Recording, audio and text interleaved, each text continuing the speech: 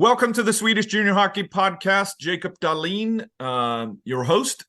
Today, one of several hockey brothers in the Enroth family, Tommy Enroth, newly appointed or announced Director of Scouting for Malmo Redhawks. Welcome to the podcast. Thank you. Thank you so much, Jacob.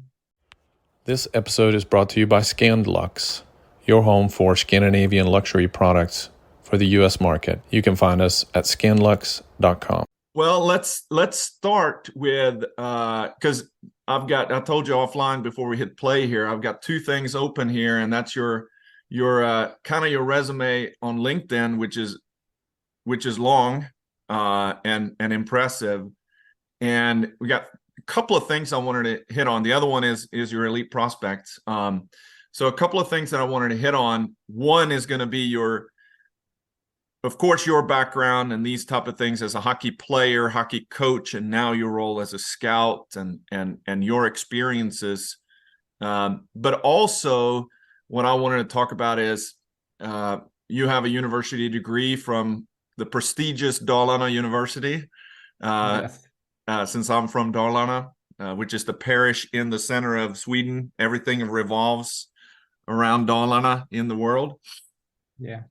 But I think that's a good topic, and then kind of your role as a scout and the tough period from juniors to elite and the SHL Allsvenskan Hockeyettan. So that's kind of what I want to hit on today. Let's start with your background because you're a Stockholm guy. Yeah, I'm from Stockholm, born and raised in Stockholm, in Huddinge, in the southern part of Stockholm. Growing up in Huddinge, played hockey in Huddinge Hockey. Myself and my two brothers, we were always at the rink and have our own practices, but also looked at other practices and games that was going on during the days and weekends in Björkingshallen. So our whole childhood was it was very, very much a hockey. Our whole childhood. Yeah. So there's three of you. Are there more than three brothers? Because I know that there's you, Jonas, and Mattias. Yeah, and you're the oldest. Yeah, I'm the oldest. Jonas is 1 year younger than me, and Mattias 4 years younger than me. Yeah, and Jonas is still playing in Örebro? Yes, he's still playing in Örebro. I think he got 2 or 3 years left at this new deal he signed last season. So he's still going strong. So I have to ask, was he always the goalie growing up? Yeah, pretty much. Yeah, he was. I think he started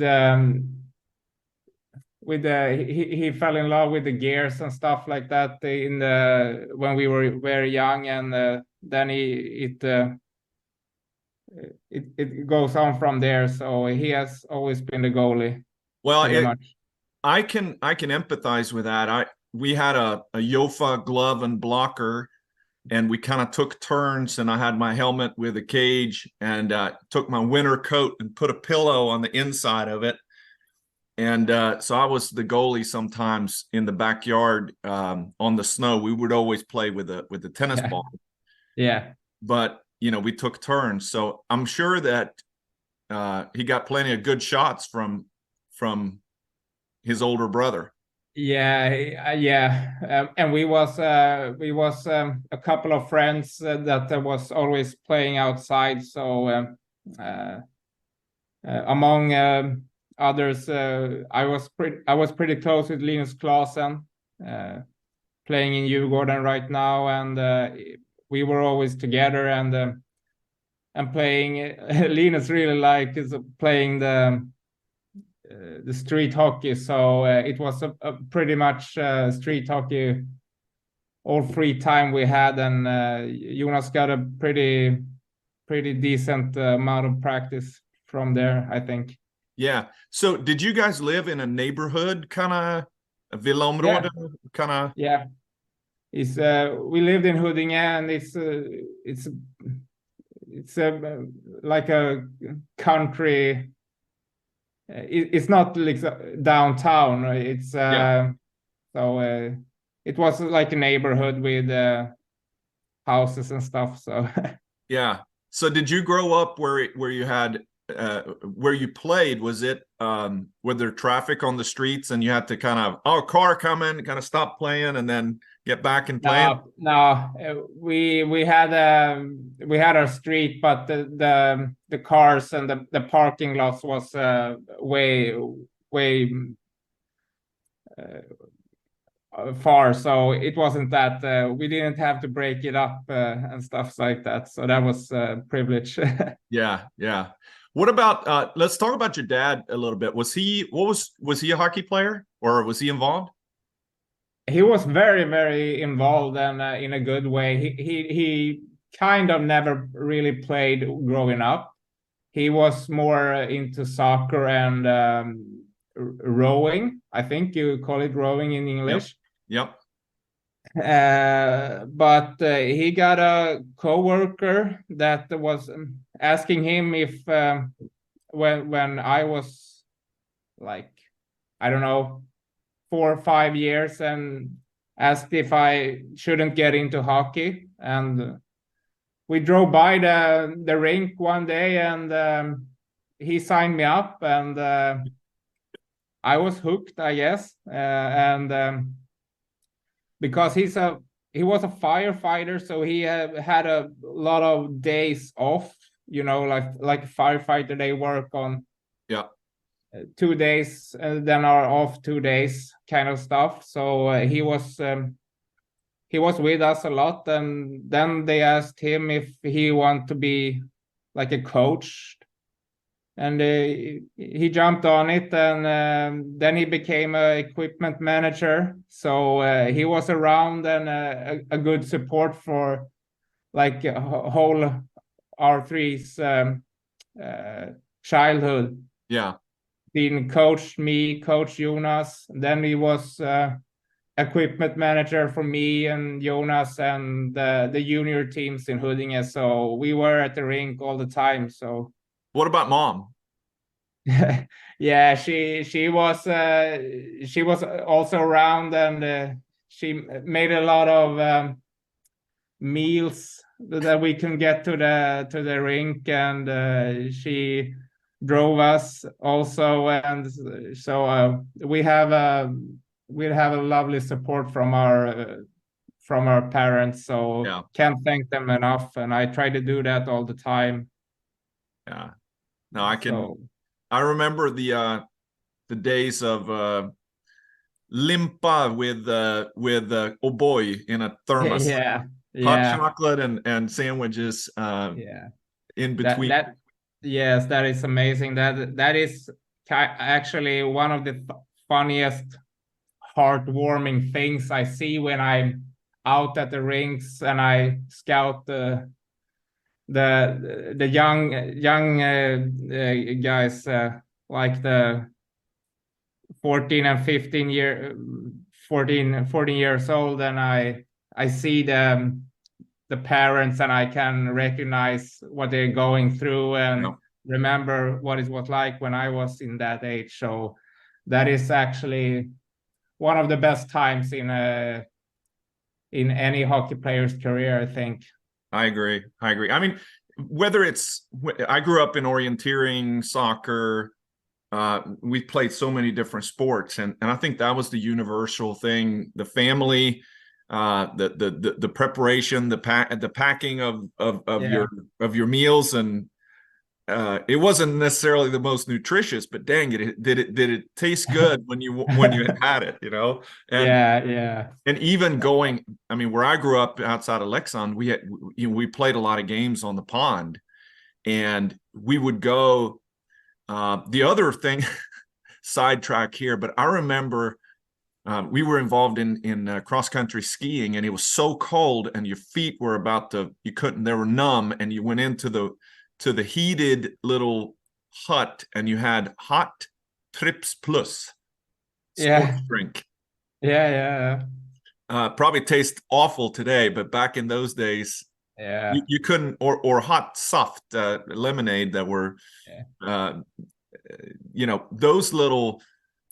They're in the back of your brain 40 years later that you remember, and there's nothing but fond memories of those. Yeah, I totally agree. I got a lot of similar memories, so it was a lovely time. Yeah. So let's fast forward a little bit, because if I look at, I think that this whole, and we've had several guests on from Stockholm region, from Saltis, and we had James Reason recently on, and Ludwig Guveterling, who was in Haninge, I think, and I just think that it's impressive how Stockholm region has produced so many good hockey players, and what makes it. But Huddinge has always been, I remember listening to Tjomme Johansson a lot when he's been talking about, especially on different podcasts, about Huddinge as an organization being a kind of a minor league organization for Djurgården. Yeah. And whether it's a true partnership that way, or it's with other bigger clubs like Södertälje or AIK and so on. But when your birth year 87, so you're 36 now. When you went to gymnasium, did they have a hockey gymnasium back then? Kind of. It was like in the upstart of things, so it was. It wasn't like officially a hockey gymnasium, but we got all the boys in my class played hockey, and all the girls were track and field athletics girls. So and we had Tommy Tomt, legendary Swedish coach, as our PE teacher. Yep. So, and we had hockey on schedule two times a week. So it was pretty much like a hockey gymnasium, but it wasn't like official Swedish standards, I guess you could say. But it was in the upstart, and I think they have like a hockey gymnasium in Huddinge right now. So yeah, it's a little bit it's interesting, and I like to talk to somebody from the Hockey Federation about the history of hockey gymnasiums, and back in those days, and who started? I think it was Leksand Modo HV71 that started the hockey gymnasiums. Yeah. Nubben Andersson was the guy in Leksand that started the hockey gymnasium, and same thing there. He was our PE teacher. Him and Fisken Olsson. Yeah. And Bolle Bund was our Roland Bund was our woodworking teacher. So these guys were involved in there, but it's interesting how that system kind of evolved into now the NIUs and the LIUs, and to me it's a very important and a key to developing both the depth and the edge of hockey.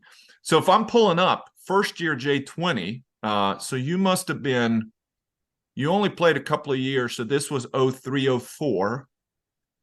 If I'm looking at your stat, it's in Elite Prospects. So I see Jonas Tomt. Was he related to Tommy?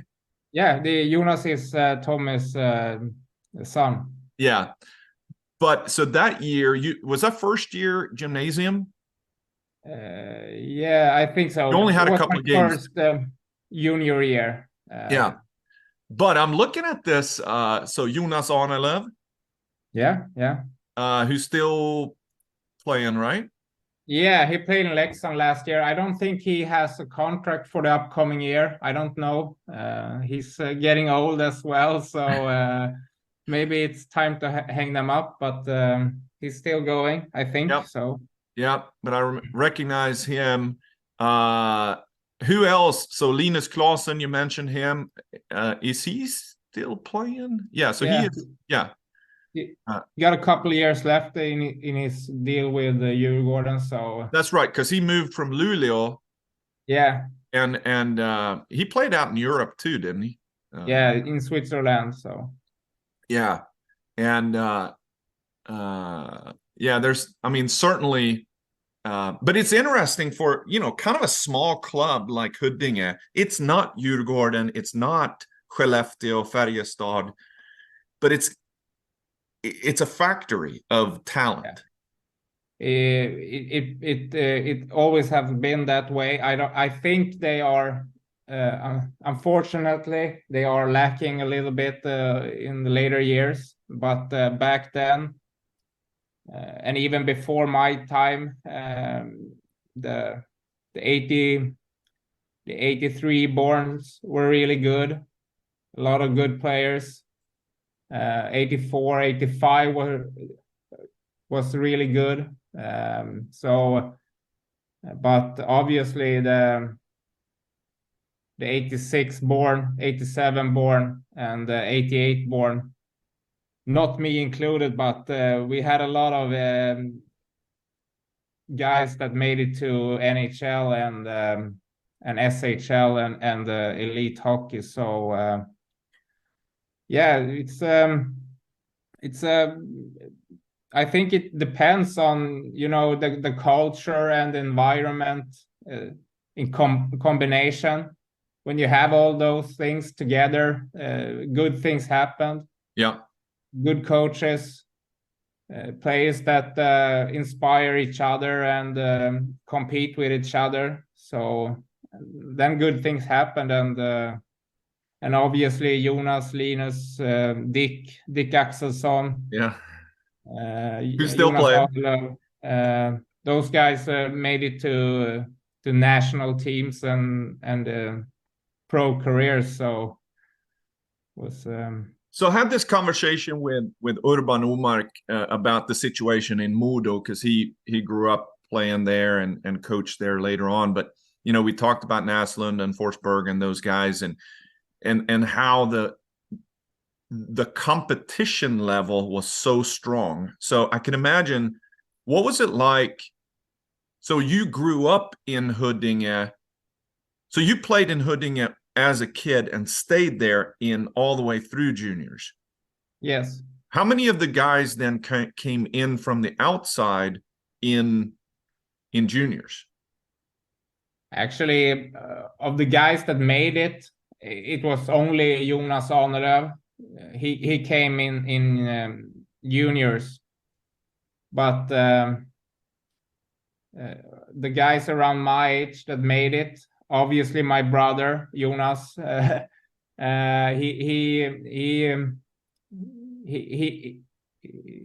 he's born and raised Huddinge hockey player. Linus Clausen also. Oskar and Victor Ahlström, twins, played in AIK in SHL.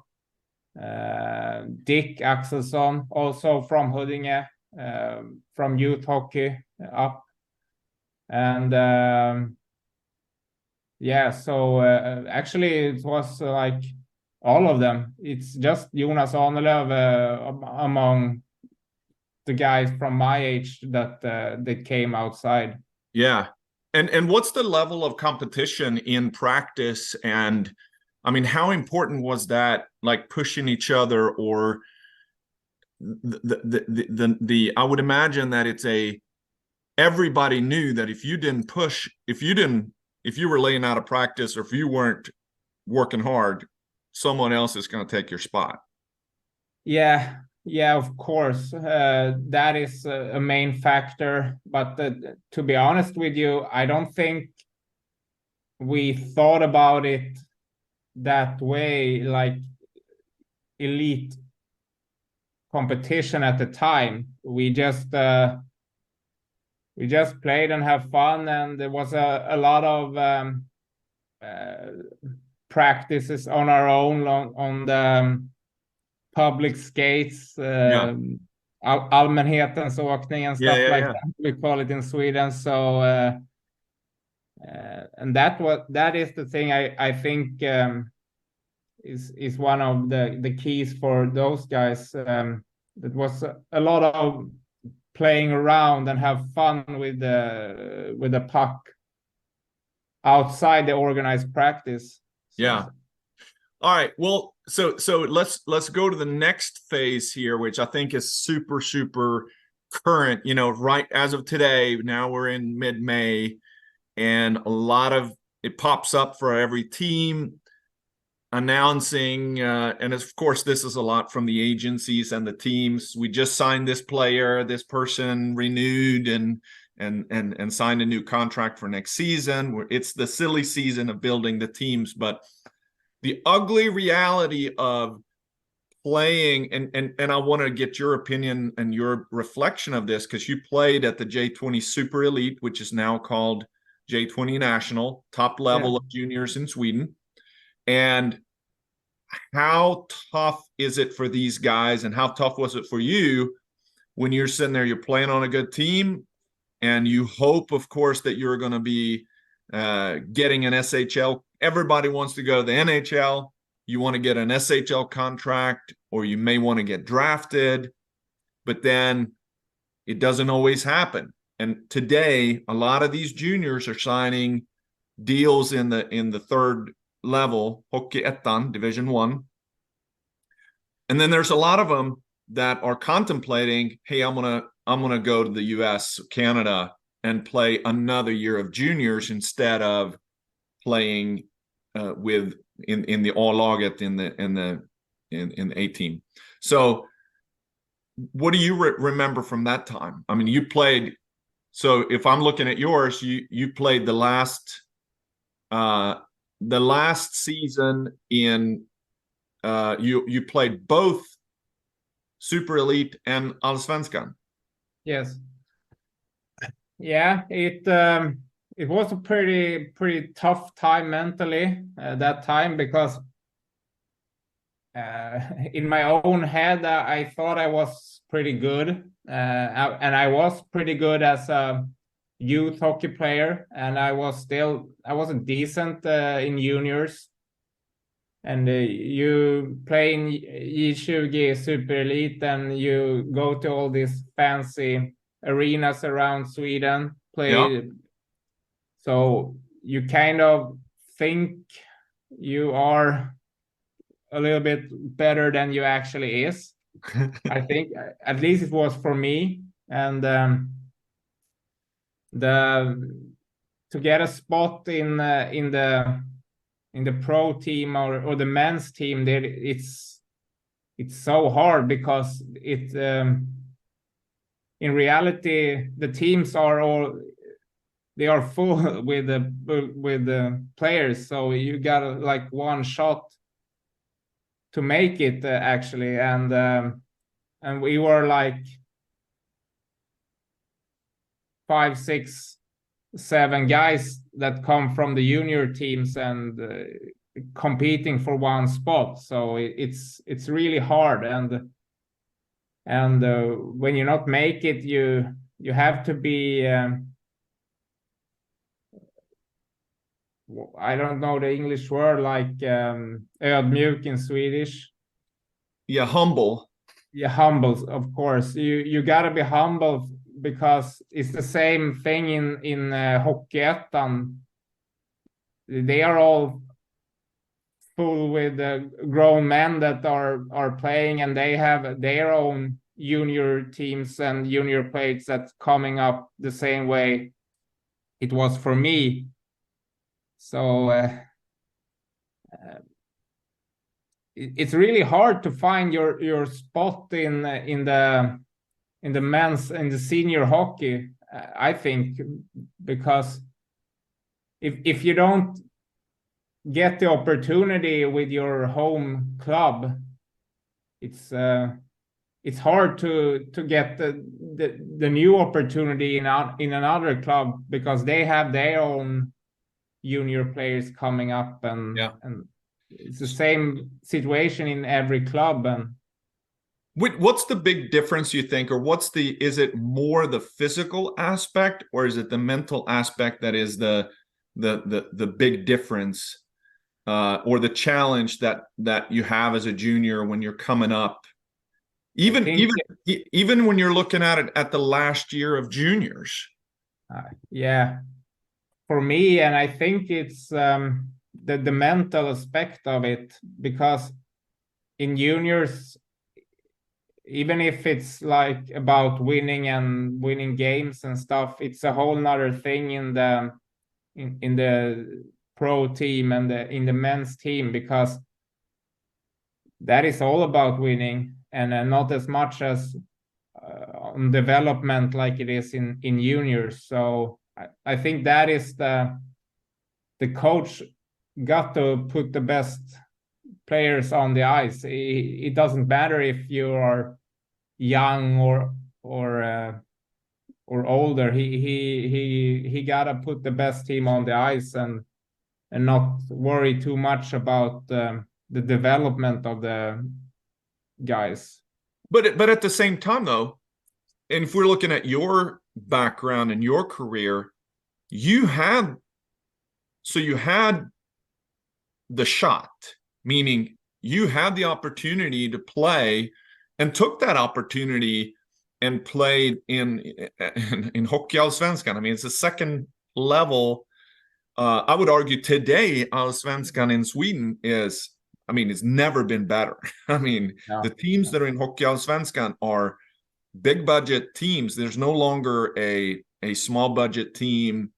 They're pros, and I'm sure at the time you had the dream of playing in the NHL, but it wasn't like you didn't have, and a lot of the guys that are in your role, the system allows you to have the shot and be able to practice and play at all levels. You can play down, you can play up, and then you can also have the ability, and I think in your case here, you then have the ability to go and play and have a bigger role in Division 1, which is Hockeyettan, which is still a really, really good league. And so talk about that for a little bit. Yeah, for me, I think the biggest challenge for me was mentally. I want to succeed so bad and so fast. So I should have been a little bit more patient and relaxed and just played out. I think I would have done better, but it's hard at the time. You wanna have it all at the right away, and I should be a little bit more patient. Maybe go to a Division 1 club earlier and kind of grow into the senior hockey a little bit better. I think I was rushed into the men's hockey too fast, if I look back on it right now. And even if I took the step to Division 1 year earlier, I maybe should have been better. But again, I thought I was too good for Division 1 at the time, because I was playing in a elite premium junior club, and Hockeyettan was, in my eyes at the time, it was like beer league. But what am I doing here? I'm wasting my time. Yeah, exactly. I should go to Hockeyallsvenskan right away from juniors and kind of have a big role. But obviously that is too hard. Obviously, a few players can do it, but I wasn't that good. So should have been better if I took the step to Hockeyettan a few years earlier and kind of grew into the senior game. Yeah. So let's move forward to kind of, because I think that this is a pivotal time too, mentally. So you played a few years in Division 1. You ended up in Falun, that I'm very familiar with, and played there several years while you're in university. Yes. So here's it's a little bit strange I've been in the US in the last 25 years, and everybody here in the US, their goal is to go to college. When you're in high school, if you're an athlete in basketball, football, baseball, or hockey, it's all about, I want to go to college. I want to get a college education. It seems in Sweden, I've been gone a long time now, but it's not as common for people in general to. A lot of kids seem content to get a high school education or gymnasiet, and not necessarily get a university degree. Yeah, it's I think it's pretty much spot on as you describe. I think it's unfortunate because I really like the American way that you can combine the high education and the high level of hockey training. Yeah. That is not the same in Sweden, and it wasn't really for me either. When I applied to university in Dalarna, I was kind of behind my pro ambitions. Yeah. I was more into, I want to work in sports, and that's what I want to do, and that's why I applied to sport management in Falun, and also I was playing at the time, and I could play in like in a lower level, and that was good. So but I would really like if we can get in Sweden someday that you could combine the education and your interest in sports in a better way, but it's pretty hard because you have to kind of change the whole system in Sweden. So it's a whole different kind of setup in Europe and Sweden that what it is in USA. So it's a hard question to. Yeah, but I do think that, and I had this conversation with Oscar Alsenfelt about, on the women's side, because you have this big gap between women's or girls junior and the SDHL, and how the university system in both US, primarily US, but also in Canada with U Sports, is a good development spot, and then go get your degree and then come back, and now you are more ready to play in the SDHL. I think on the men's side, I do think that there is a opportunity, and I don't think, here's my reflection of, I don't think that there's enough discussions at the young. There's not a lot of preparation for the kids to go play college hockey as a positive step. I don't think that the Swedish Hockey Federation likes players to go to the US and play in the collegiate system, but then be able to come back and play, and then go back and play SHL, Allsvenskan, when you're done after college with a degree. Yeah, I agree. Instead of trying to change the system in Sweden, of trying to build it, which may be admirable and maybe something that should be done, and trying to build the same system in Sweden, the system's already here in the US.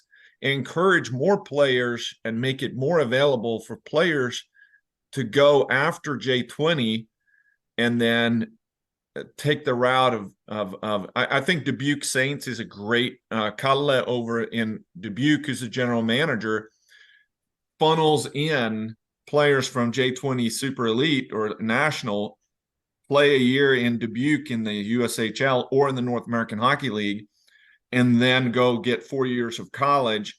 And then you have the pro route, but you also have the next level. You may not go and play NHL or AHL, but man, you got a 4-year degree, and now you can come back and, continue to play. Yeah, I think that is a great way it should be. I think it should be promoted better in Sweden, that you could go to juniors in USA or Canada and then go to college. I think, as you mentioned, Kalle is doing a phenomenal work in Dubuque, and that should be promoted as a way to succeed better in a better way, because you get 4 extra years of development if you go to college, and you don't get rushed into the pro hockey right away. You get 4 extra years to practice and develop, and 4 extra years to be in the gym and work on your weaknesses and all that kind of stuff. So I think that should be promoted in a better way in Sweden. But so I think, as you said, we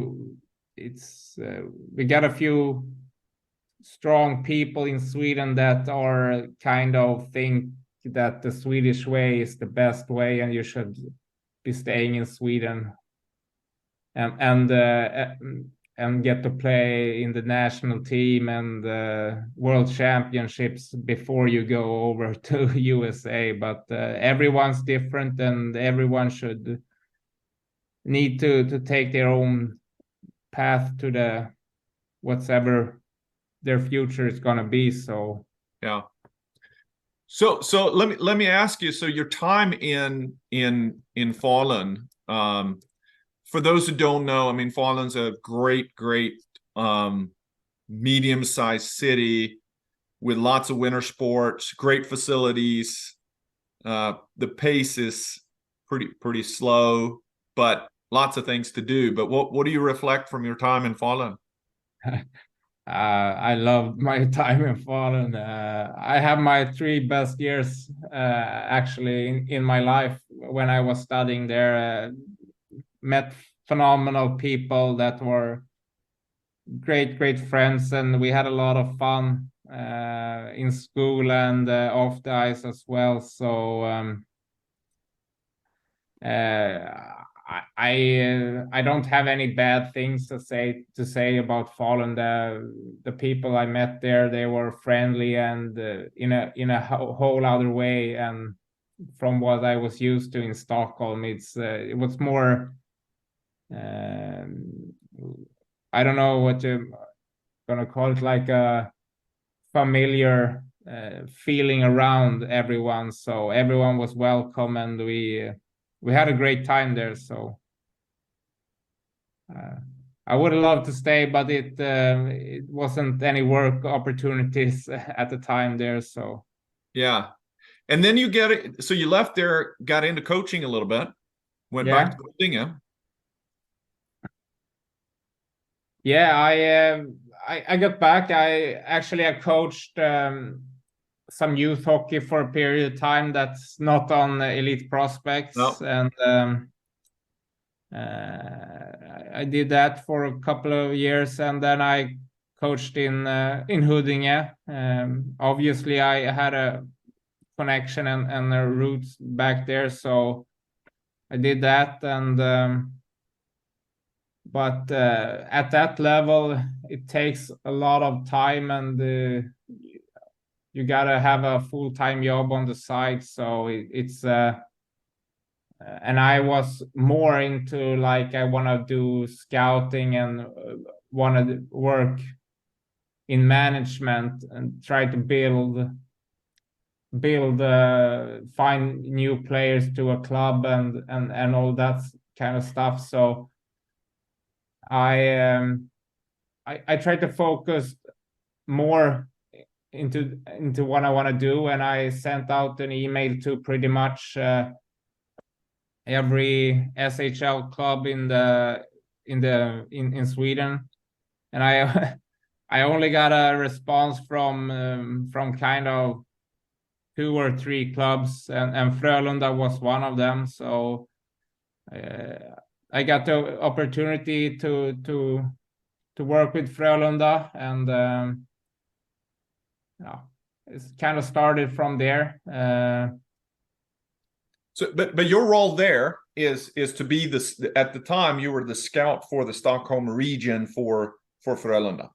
Yes, yes, exactly. That was my role, and I should scout for the hockey gymnasium.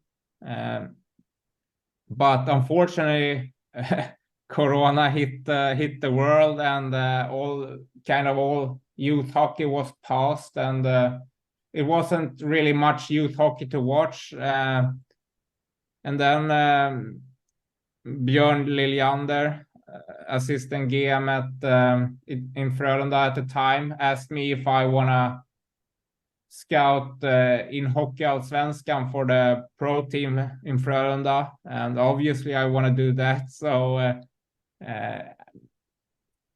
my time in Frölunda was more like into pro scouting, you call it in US and North America. So I was scouting Hockey Allsvenskan and SHL for Frölunda for two years, I think. Yeah. So yeah, that was pretty much. I didn't have so much to do with the junior players in Frölunda because of Corona and all the stuff like that. So yeah, and now new role, since I just announced, I think last week or something, but making the leap down to the southernmost tip of Sweden with Malmo Redhawks. Yeah. Tell us about Liljander. What? Excuse me. Yeah, talk about that role now. Is that going to be for the men's team, or is that going to be for all levels? All levels. So it's my second season now in Malmo, and Björn was Björn Liljander is the general manager in Malmo, and he asked if I want to join him in Malmo when he moved on, and obviously I wanted to do that. So we are in our second year right now, and my role is to scout players in the Stockholm region for the hockey gymnasium, the junior clubs, and the pro team. So it's a whole lot of players, and I'm more involved now with both the pro team and the recruits we do there, and more involved now in the juniors and the intakes to hockey gymnasium. So that is very, very fun, and something I really have a passion about. So I love it. Yeah. So what is it? I think that's a fascinating, and especially for people that are listening, let's spend some time there and wrap it up after that. But so let's talk about the hockey gymnasium. So they're already set for the incoming. Is that the 07s that are coming in? Yeah, 07 is set. We are done there, so that feels pretty good, and we got a pretty good intake. So and the 06s, you're allowed to talk to the 06s now, right? Yeah, we are allowed to talk to them when they are able to. I'm sorry, the 08s. The 08s, I'm sorry. The next year. So are you allowed to talk to the 08s yet? No, we're not allowed to talk to them. Okay. So I think that's an interesting but everybody knows because of the TV puck tournament and who are the players for each district and region. So how much are you paying attention to that? I'm paying attention to it pretty much, but that is all like scouting and watching the games and see and make your lists, which players are good and stuff like that. But then the players apply themselves, so you got to know if a player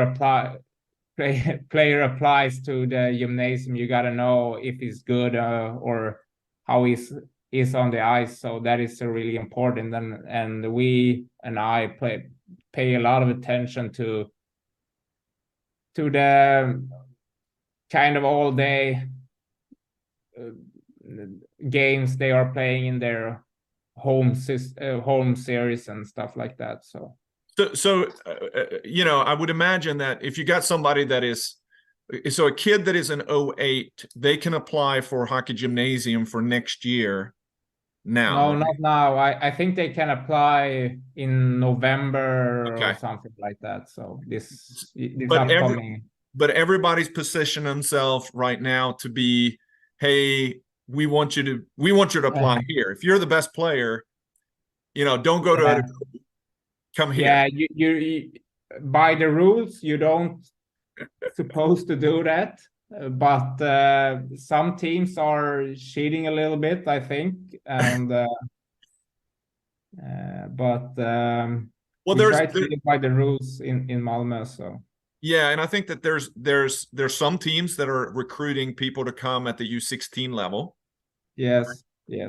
And not necessarily to come to hockey gymnasium, but they have spots available on the U16, and they usher kids in at the U16, and then they're coming into the hockey gymnasium.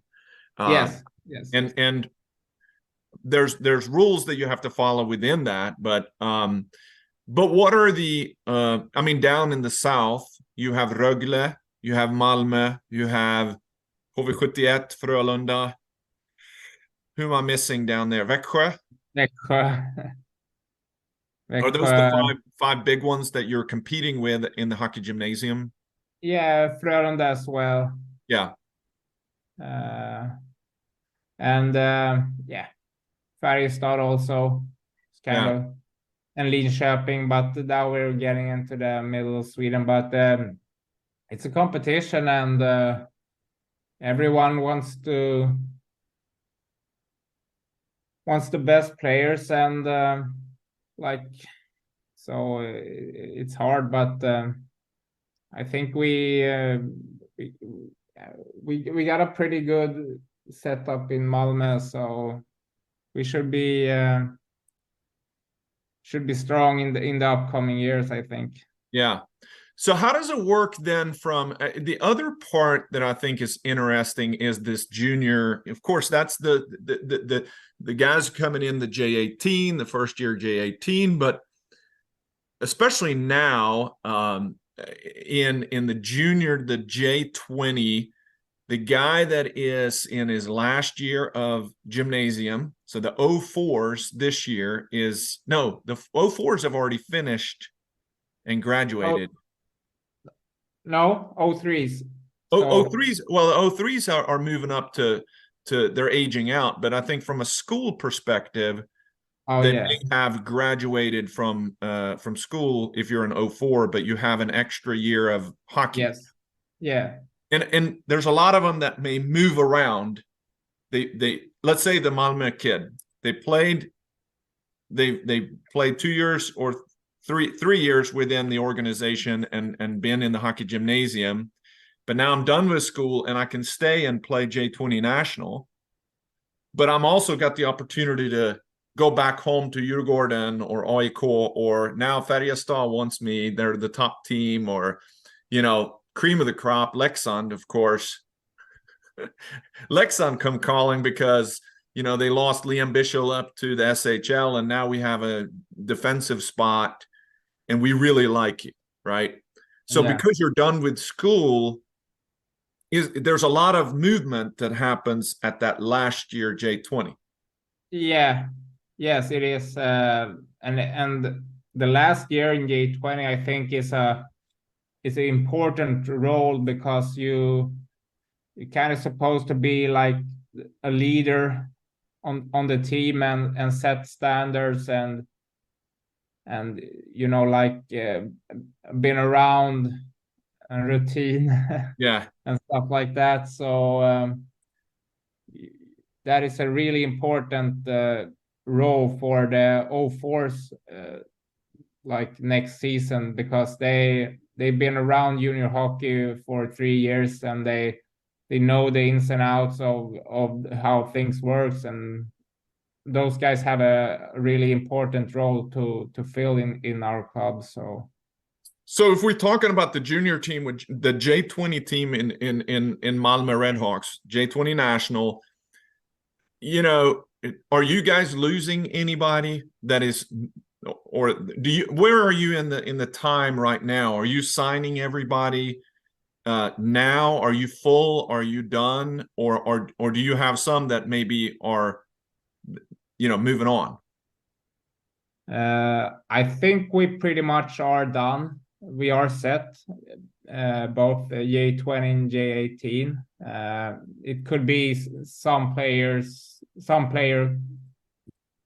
plus minors coming in, but I think we're pretty much done, and we are getting a few new players that I think will fit in very well and will be good players for us. So it's pretty much all set right now. Yeah. For next season. And how does that? Did you guys lose anybody in that last year that went to other clubs?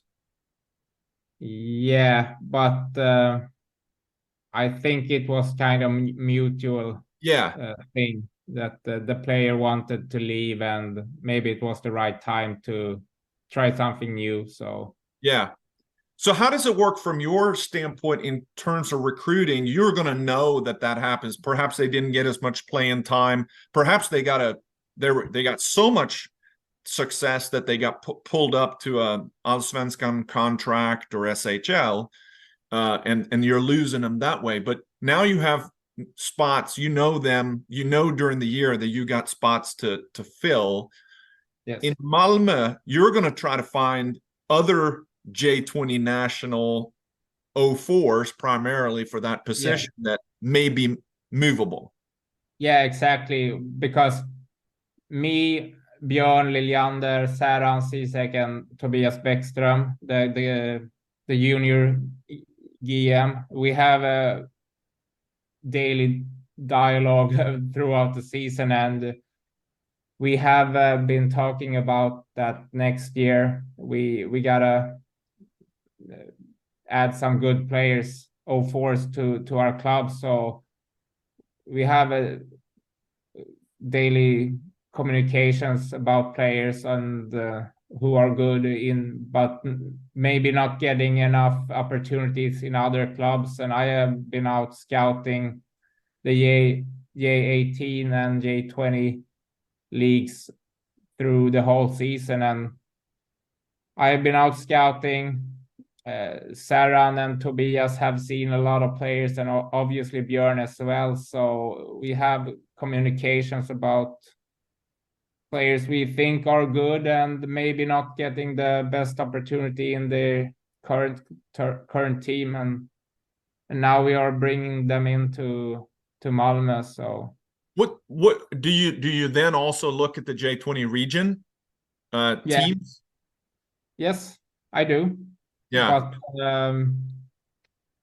it's most the J20 national and J18 national. But I have been watching the regional games as well. Yeah. So.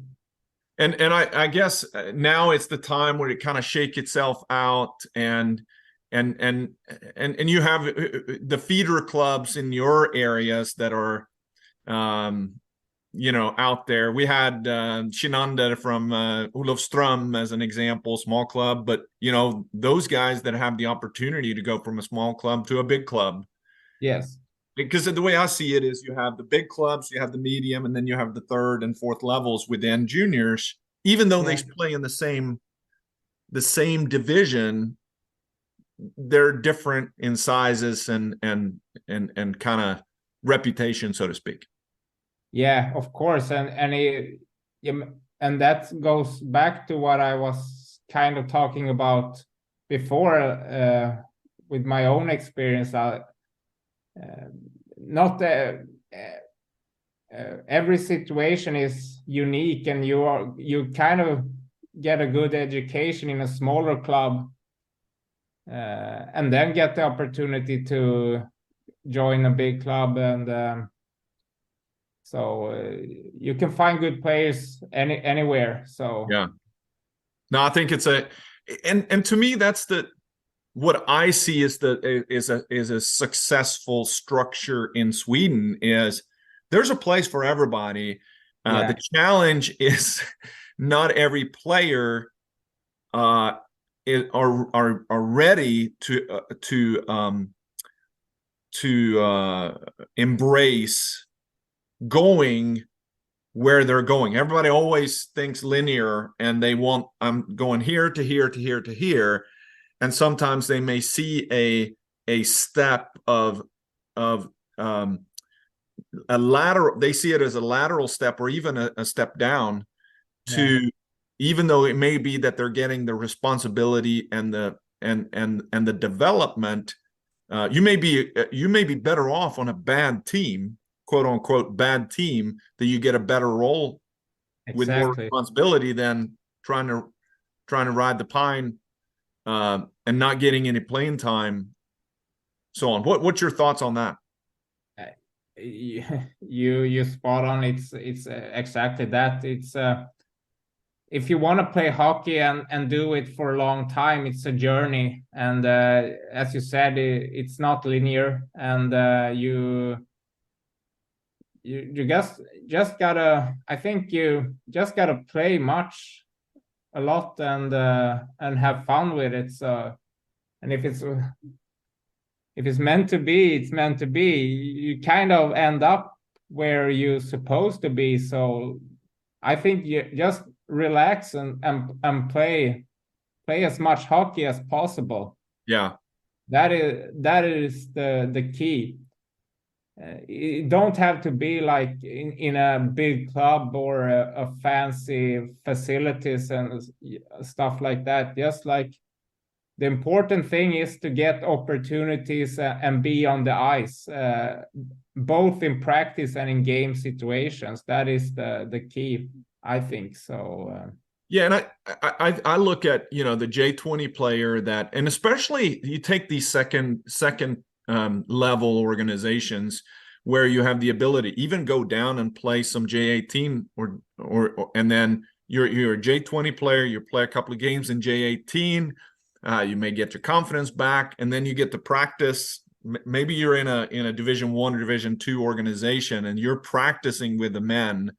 You may not even get any game time, but you're playing your regular games in J20, you're practicing with the adult team, and here you go, you get thrown in and you get to dress and play in those games, and all of a sudden maybe you get some success in there, and it's not always got to play Allsvenskan or SHL. I mean those guys, that is so tough. Yeah, exactly. That was kind of what we were starting the conversation with. You got to be humble, and you don't have to be on the best squad right away. I think that the most important thing is to get the reps in and play as much hockey as possible. Yeah. And be humble about it. You're never too good for any level, I think. So if you are good the right people will find you and see you no matter what. So no, I think that's great. That's great. What's so you kind of alluded to it, but if you met your 17-year-old player yourself, again, what would you tell yourself that you wish you would have known back then? Relax a little bit more, and don't stress too much about what people are thinking about you. Just relax, have fun, and play hockey.